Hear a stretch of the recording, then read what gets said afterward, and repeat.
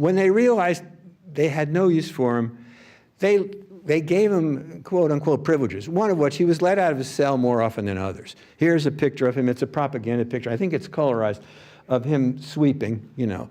Well, guess what?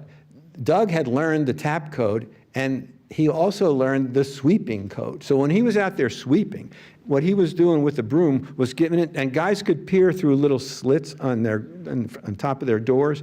So he was giving information to other prisoners while he was doing that. This is a couple of pictures that they released of him early in his prison, or early during his capture. And then, so this was, Doug went on a hunger strike. He acted out of character. Remember, all the time he was playing the village idiot. But one time, a guy next to him, next to his cell, was caught communicating, and they tortured him. And Doug complained and said, "You can't, okay, yeah," boom. They put him in solitary for 9 months.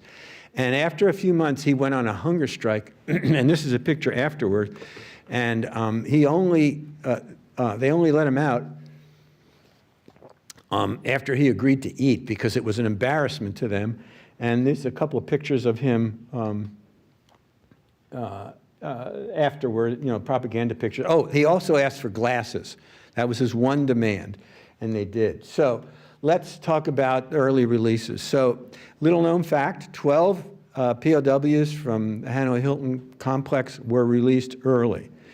11 of them had to sign papers admitting that they were war criminals and that the American war was horrible. Doug never had to do it. They wanted to get rid of him. They offered to get rid of him early I guess it was in '68. And, you know, the other prisoners did not look favorably upon the prisoners who took the early releases because of that. So Doug knew that, and he refused Stratton's direct. Stratton said, "We should send this kid home. He's got 250 names by now."